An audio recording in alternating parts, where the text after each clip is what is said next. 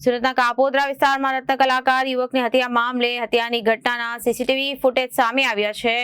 ઈજાગ્રસ્ત હાલતમાં યુવક તડફડિયા મારતો હતો અને યુવકને સમયસર સારવાર ન મળતા તેનું મોત નીપજ્યું હતું। પોલીસે હત્યા કરનાર આરોપીની ધરપકડ કરી કાયદેસરની કાર્યવાહી હાથ ધરી છે।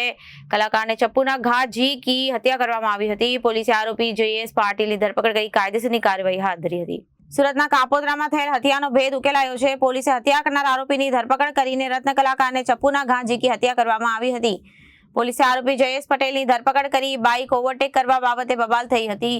બોલાચાલીમાં ઉશ્કેરાઈ જઈ આરોપી અને પોતાની પાસે રહેલું ચપ્પુ અને મૃતકને મારી દીધું હતું। ચિત્રોડાના હત્યાના થતા ચકચાર મચી જવા પામી હતી। પોલીસે ગણતરીના કલાકોમાં આરોપીની ધરપકડ કરી કાયદેસરની કાર્યવાહી હાથ ધરી છે। હત્યાની ઘટના બાદના સીસીટીવી સામે આવ્યા છે। ઇજાગ્રસ્ત હાલતમાં યુવક તડાફિયા અને મારતો રહ્યો હતો અને તડફડિયા મારવા લાગ્યો હતો। સમયસર સારવાર ન મળતા તેનું મોત નીપજ્યું છે। માત્ર બાઇકને જ કટ મારવા બાબતે યુવક પર હુમલો કરવામાં આવ્યો હતો અને યુવક તડપતો રહ્યો હતો।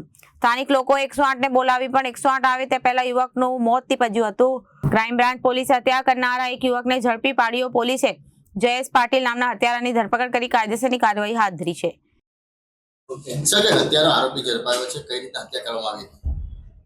કાપોદ્રા ધરમનગર ગોપીનાથ મેડિકલ પાસે ગઈ રાત્રે મોડી રાત્રે એક મોટરસાયકલ ચાલકને બીજા મોટરસાયકલ ચાલકે ચપ્પુ મારી અને ભાગી ગયેલાની એક ગુનો દાખલ થયેલો હતો। અનડિટેક મર્ડર હતું। મરણ જનાર અને મારનાર બંને અનઆઇડેન્ટિફાય હતા।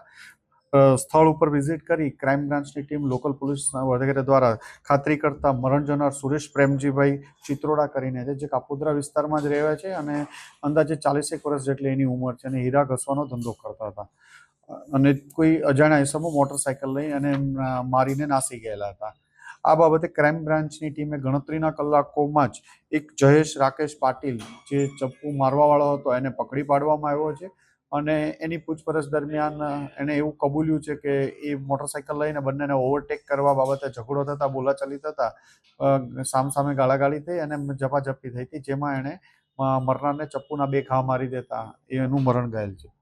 આ બાબતે જયેશ રાકેશ પાટીલ નાઓને પકડી પાડવામાં આવ્યો છે। એની સાથે એક અન્ય ઇસમ પણ મોટરસાયકલ ઉપર હતો।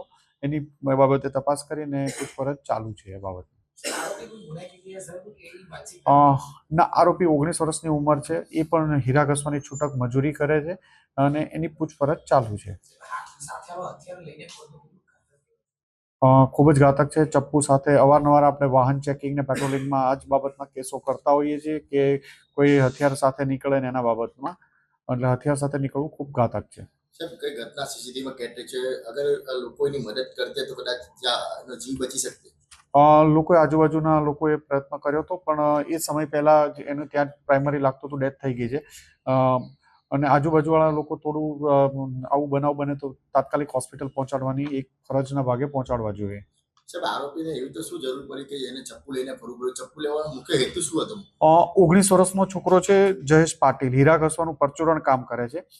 એની પૂછપરછ ચાલુ છે કે એને ચપ્પુ લઈને શું કામ ફરતો હતો, કોઈ સાથે દુશ્મનાવટ હતી કે કંઈ એમનું બિહેવિયર જ આવું છે, એમના વિરુદ્ધ કોઈ અન્ય ગુના દાખલ થયેલા છે, આ તમામ બાબતોની તપાસ કરવામાં આવી રહી છે। એ જ કહું છું કે એની એ બાબતની તમામ તપાસો કરી રહેવામાં આવી છે। રાત્રે બનાવ બન્યો હતો અને મોડી રાત્રે જ ક્રાઇમ બ્રાન્ચની ટીમે એને દબોચી લીધો છે અને હાલમાં એની પૂછપરછ ચાલુ છે। મરણ જનારને આરોપી છે એ બીજાને ઓળખતા હતા કે ખાલી રેન્ડમલી થયું? ના, નહોતા ઓળખતા। મોટરસાયકલના ઓવરટેકિંગ બાબતમાં બંનેને ઝઘડો થયેલો હતો અને એમાં એણે એનું મર્ડર કરી દીધું બોલાચાલી બાદ। ના। બીજો આરોપી આઈડેન્ટિફાઈ થઈ છે, કોણ છે? બીજો એક એની સાથેના જ હતો જે જોઈનાઇલ છોકરો છે, એનો શું રોલ છે એ બાબતમાં પણ તપાસ કરવામાં આવી રહી છે। Reporter Arvind Rathod, Janadesh news, Surat.